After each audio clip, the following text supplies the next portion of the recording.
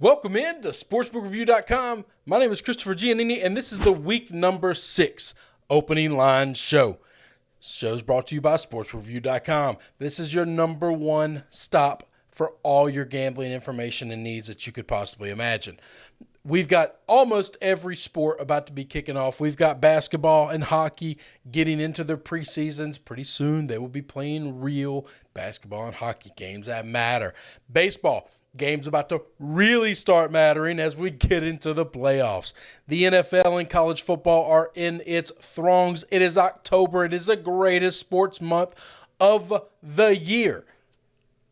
Go there, sportsreview.com. Get anything you possibly need. Let's get into this show. Wild, crazy week. Before we get started on the week that we're on, I always take this time to look back. Winners. Had a couple of good options for winners this week.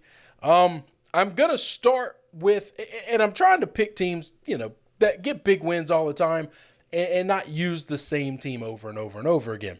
But sometimes certain games matter more than others. The Cincinnati win is the biggest win they could possibly have on the season. Now it is just business as usual. Go to work every week. Don't have a letdown.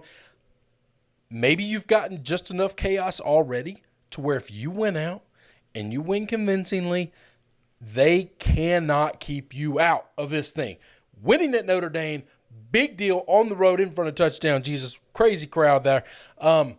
Had my friend Taylor at the game telling me it's one of the, pretty loud, crazy environment, pretty exciting. And, big win by Cincinnati catapults them to possibly a playoff berth. Second team that I think had the biggest day of the game, the biggest win of the day was Michigan. Michigan beat 5-0 right now. Michigan, one of the 4 teams in the country that has not trailed in a football game all year long. That's insane. That's remarkable. I'm so proud of John Harbaugh and the job that they've done. Big win for Michigan and the way they were able to outperform Wisconsin on the road.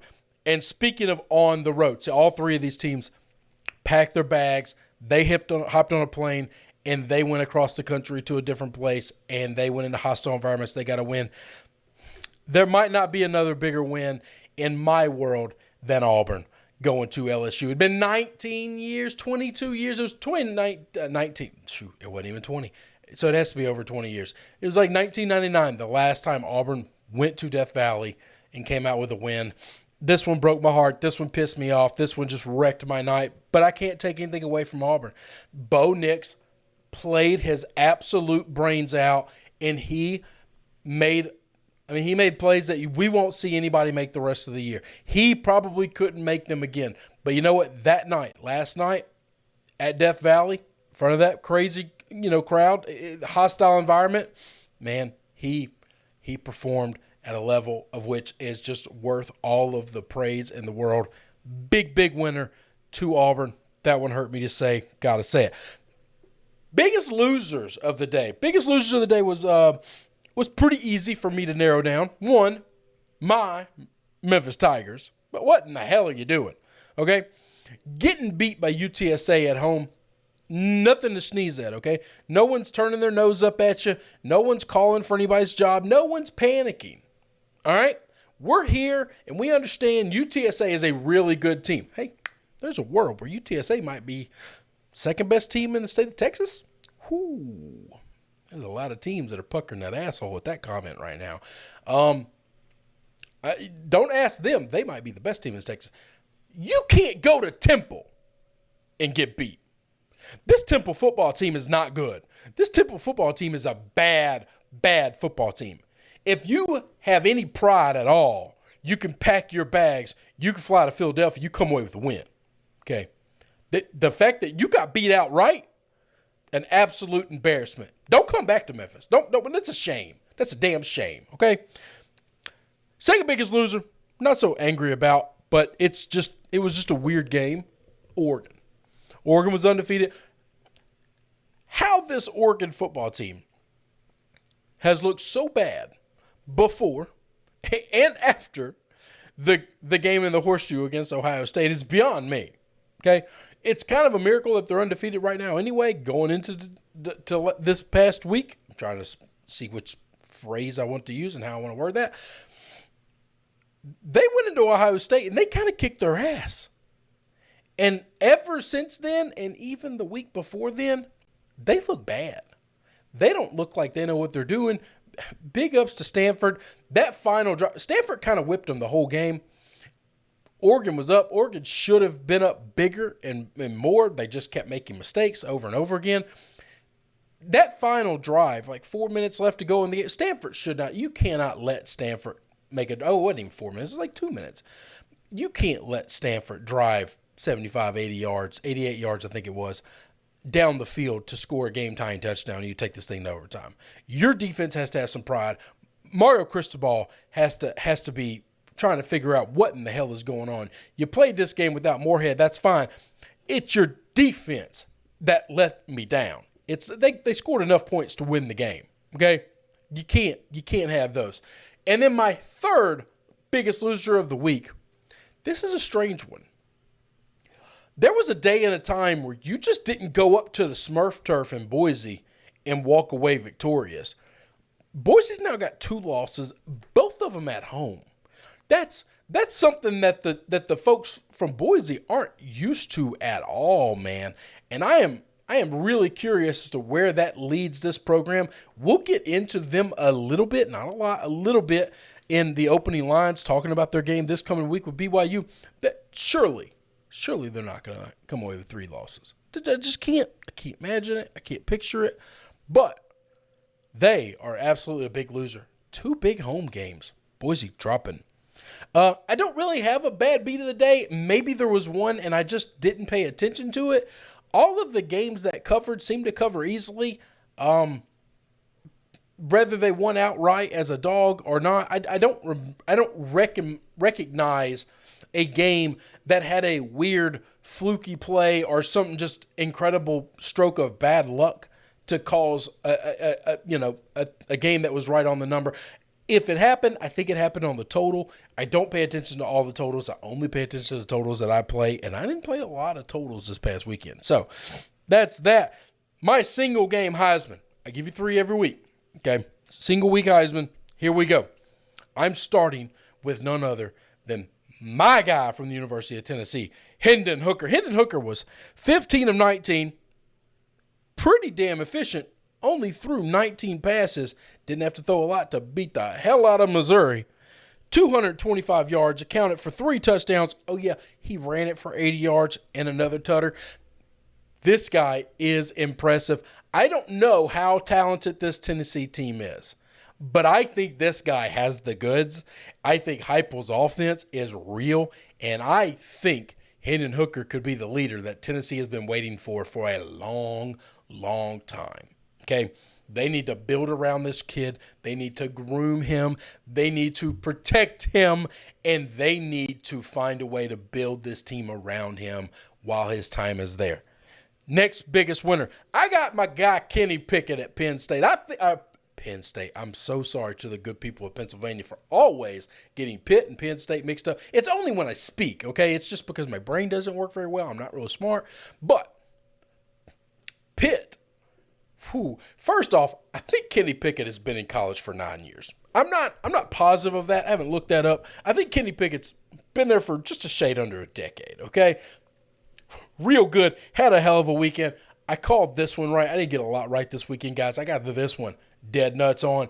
I said Georgia Tech's not nearly as good as we think they are, and Pitt is real good. And, oh, yeah, Pitt can throw the football for the first time that I can remember in Pitt's life since the days of Dan Marino, which was far before my time. Not far before. I was a child. I wasn't really watching football to a knowledgeable experience. Neither here nor there. 23 of 36, 389 yards, 4 touchdowns.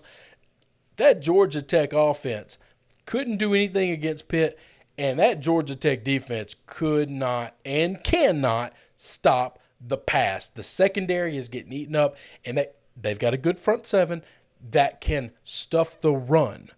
But they don't get pressure on the quarterback, so he gets to sit back there all day, and the secondary guys just aren't good enough. They can't cover for 5 seconds. Hell, they can't really cover for 3 seconds, so it doesn't matter.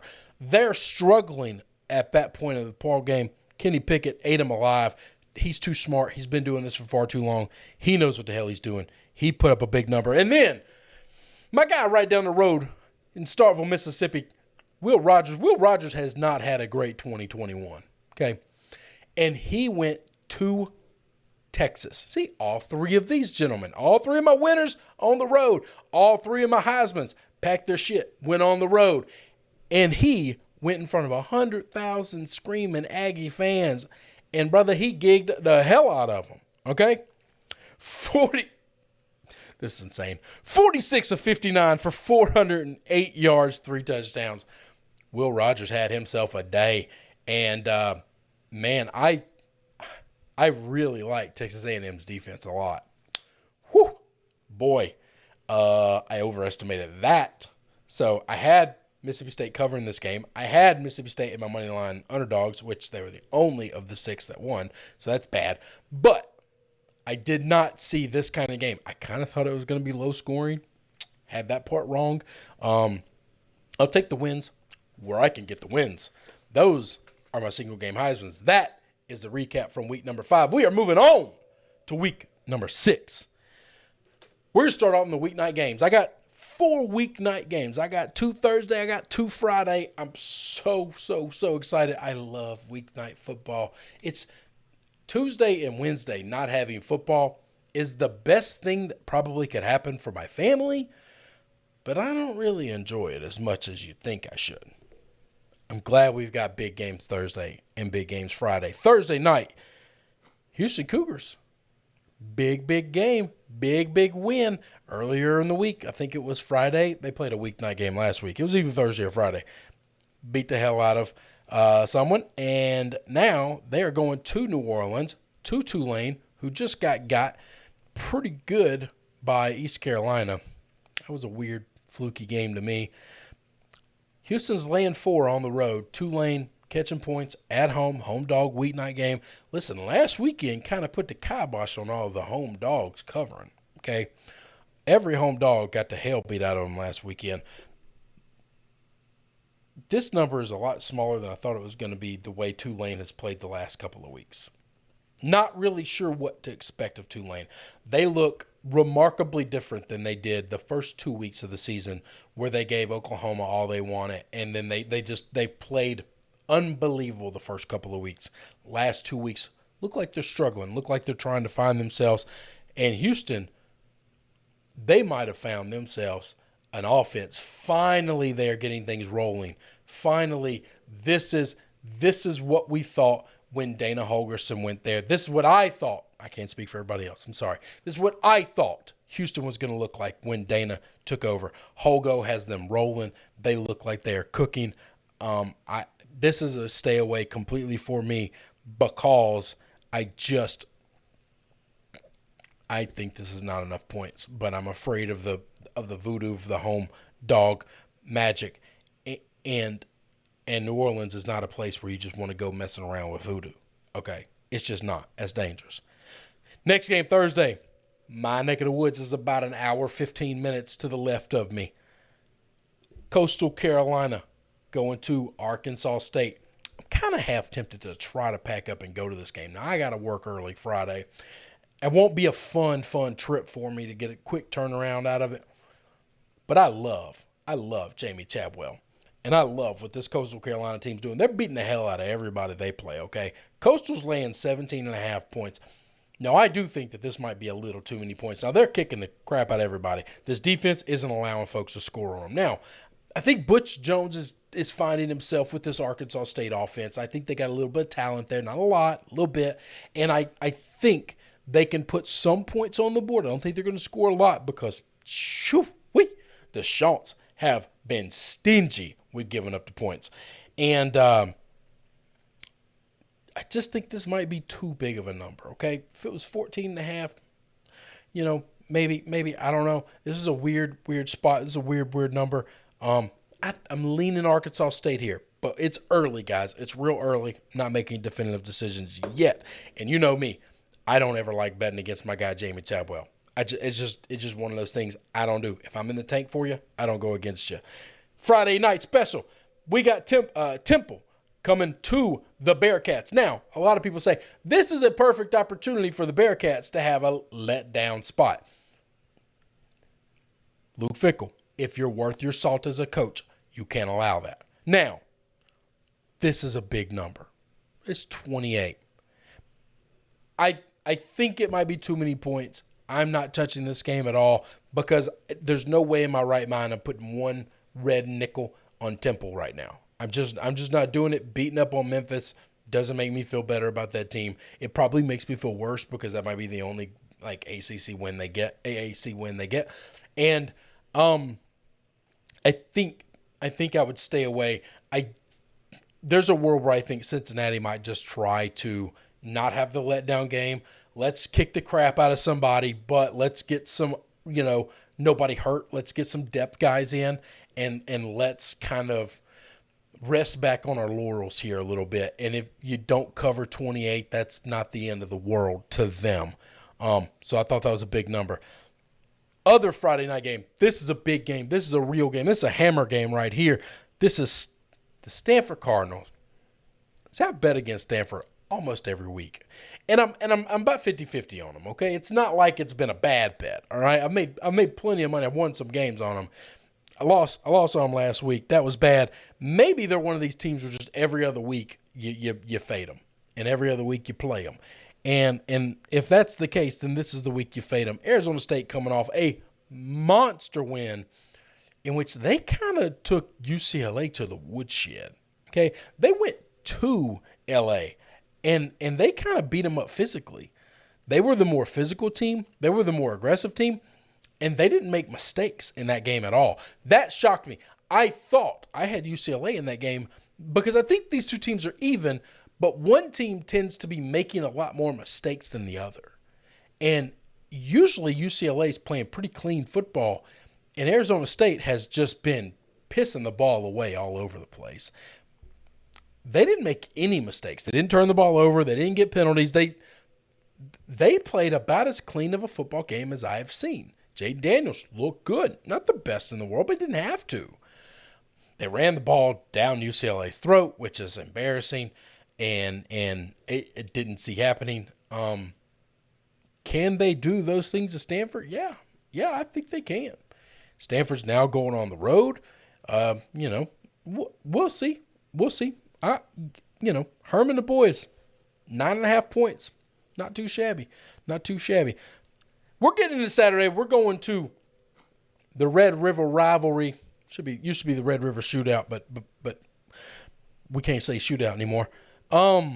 Oklahoma, Texas. This thing's been happening for a long time. This is usually a really good, entertaining game.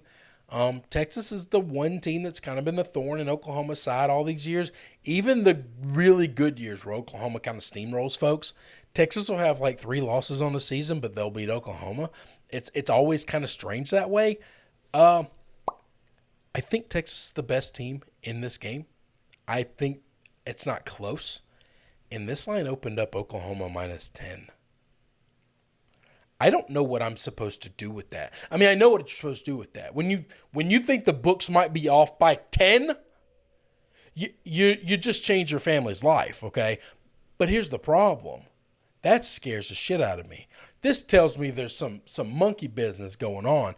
I can't imagine there's a soul on the planet that doesn't live in the state of Oklahoma that believes Oklahoma is 2 scores better than Texas from what we've seen so far. I don't think that person's alive. I don't think that person's born. I would like to know what numbers tells you, yeah, that's a good line. That's the right number. Okay? Because that doesn't make sense to me. So it tells me there's some funny business, or it just tells me they're way, way off. Okay. Either way, it is what it is. I will be playing Texas. I'm just going to step. If that's a bear trap, I'm stepping right in it. It's just going to snap my leg right off. Okay. That's just what it's going to do. That's okay. I'm telling you right now, it's fishy. It stinks like shit. If you want to step in it with me, that's on you. But I'm stepping in it. Next game up, we're going to the longest running rivalry in the history of the South. South has been playing football for a long time. Now, not as long as those boys up in New England, all right? But pretty damn long time. And Auburn and Georgia have been going at it for a while. Auburn, big winner of last week. Georgia, not many wins more impressive than what they did. Georgia opens up on the road at the Plains, minus 14.5. I think this is going to be an incredibly exciting game. I think it's going to be pretty low scoring. I think Auburn is far better defensively. Maybe I shouldn't say that. I don't know that Auburn's better defensively than Arkansas. Maybe they're better offensively and they won't make the mistakes that Arkansas made. Maybe they can sustain drives. I don't know that they can score on Georgia because nobody's scoring on Georgia.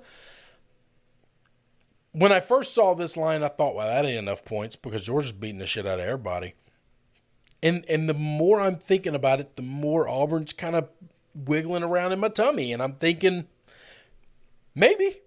But this is what that is. So let's talk through this, okay? You be my therapist for a minute and walk me through this. Is this me just projecting I need Auburn to be competitive and or pull off a massive upset and win this game just so I can feel better about them going into Death Valley and taking a win? Because I think that's what it is. I'm smart enough to know when I'm trying to talk myself into something because it's good therapeutic for me. It's healthy for me. My problem is I don't know how good Auburn is yet. I think I know how good Georgia is. I've said it from the beginning after week one, after Clemson. I said this looks like the best team in the country. I have no evidence against that. I think they're the best team in the country. Bo Nick's going to have to be so he was a magician. He's going to have to be a damn genie, okay, to figure this thing out, to figure out this anomaly. I'm curious to see Tank Bisbee and these running backs that Auburn has that are unbelievable. What can they do against this defense? I don't know. We'll see. That's a matchup. I'll be watching every second of that football game. I'm nervous about it. But I'll be watching every second of that football game. The best game of the weekend, in my opinion. The number one game of the weekend. This is where game day should be going. They're pulling some shenanigans. Or they're pulling some chicanery because they don't want to go to a game I think that Fox gets the football game for. And because of that, we're not getting the best game day atmosphere that we could possibly get. They should be going to Kinnick. They should be going to Iowa. The winner of this game right here has just an absolute vice grip on the conference, okay? I think there's a chance we're going to get a rematch of this game in the conference championship. We got Penn State. We got Iowa. Iowa minus 2.5. That's got to be home field advantage. I thought this line should be a pick 'em.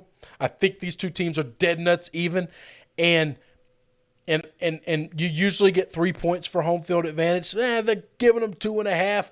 I think that's probably right.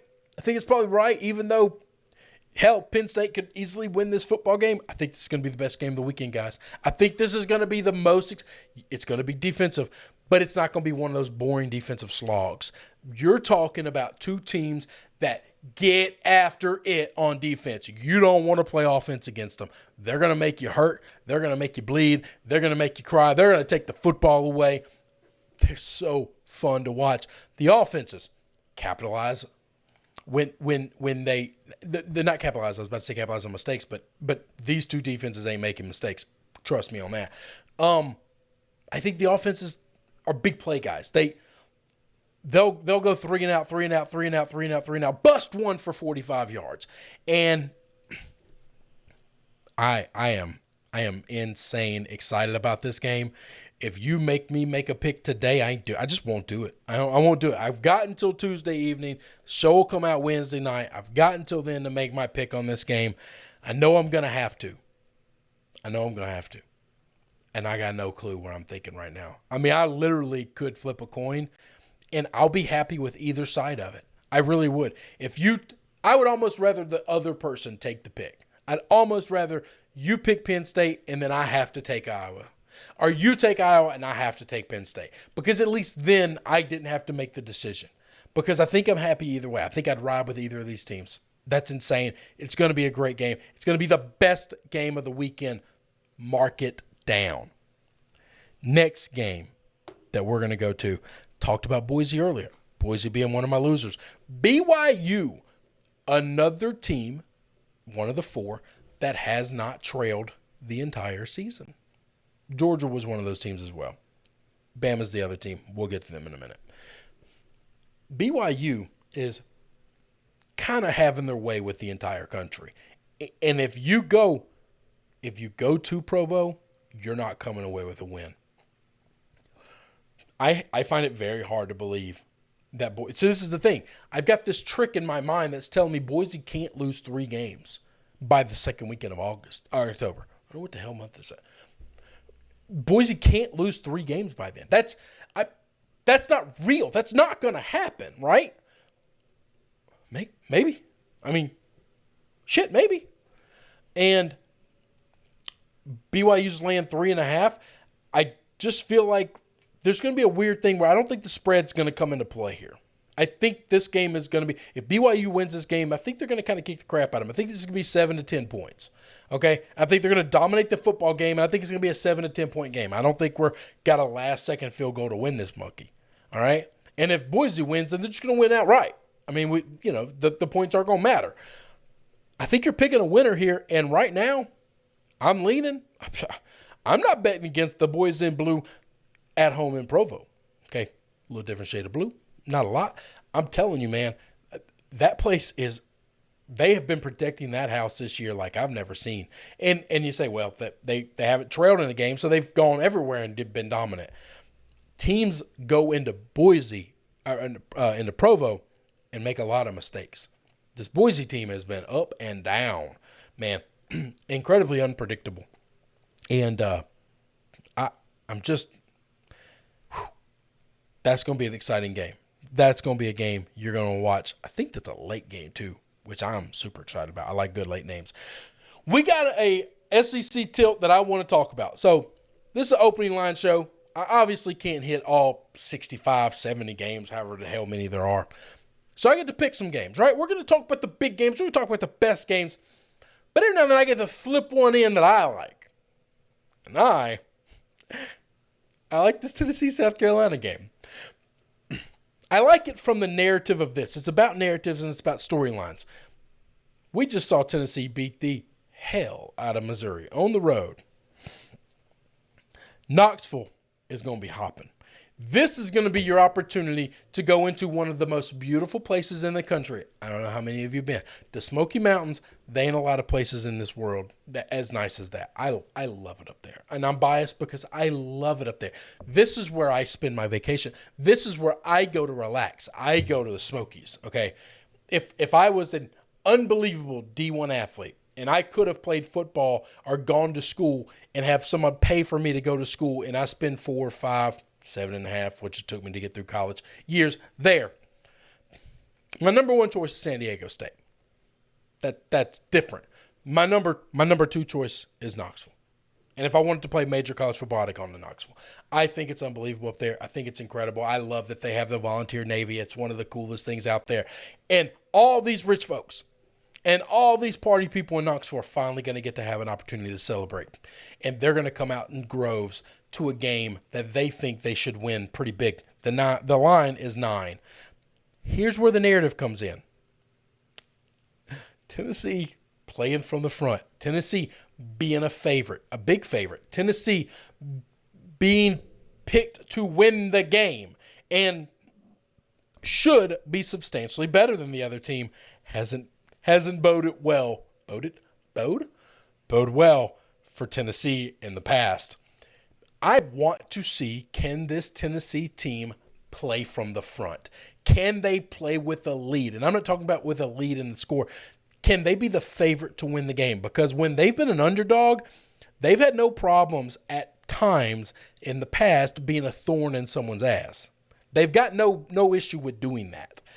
I think they have not done very well when they've been picked to be the favorite, when they've been the dominant one out of the bunch. That's what makes this game interesting. South Carolina has been one of the weirdest, most inconsistently strange teams, not good teams.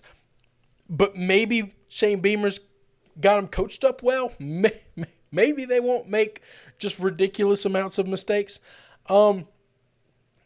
I just want to see Tennessee play another SEC team, even though not a great SEC team, not a good SEC team, a bad one right now. But I want to see how they handle being the favorite, how they handle coming home from Missouri and being heralded as celebration instead of eventually we'll get those guys. That's what I'm interested to see. That's why I like that game, and that's why I want to bring that one up. And the last game on the card before I get out of here. I avoid talking about them as much as I can. I know you guys know. And if you're an Alabama fan, I would apologize. I'm not going to. You bully my team for the majority of my life. So I don't care that you don't like that I don't talk about your team. And when I talk about them, I don't ever talk nice about them. But you can't not bring up this game. And especially when we're talking about opening lines, you damn sure can't bring it up. I thought I could avoid talking about this game because Alabama's going to go on the road and they're going to kick the shit out of another SEC team that's not very good right now. And then I saw the number. This line is a lot like the Texas Oklahoma line. I think this line's legitimately 10 points off. This line's 10.5 Bama against A&M. I think it's 10 points off. Outside of Georgia, Bama should be laying less than 20 to everybody, okay? The number has to start at 19, and it goes up depending on who the hell you are and where the game's being played. Now, I know Tuscaloosa was rocking last night, and that had a major effect on the football game, but that's not going to matter. This game could be played in the damn moon for all I care. And you can give A&M teams like the spacesuits, and Bama's just got to hold their breath. I think they'd still cover the 10. I mean, I haven't seen any weakness on this team at all yet to explain why. I don't see a single point in the game that Texas A&M can keep it close. Now, I've been really off on a lot of these games. You guys know it if you follow and you watch and you're listening, if you're still listening. If you're listening just because I give you free gambling picks, let me tell you something, okay? I've been very honest about this, by the way. Throughout my entire time with SBR, throughout my entire time of ever giving picks out publicly ever, all right? I'm not a handicapper, okay? I do this for fun. I do this for entertainment. I'm a dancing monkey, all right?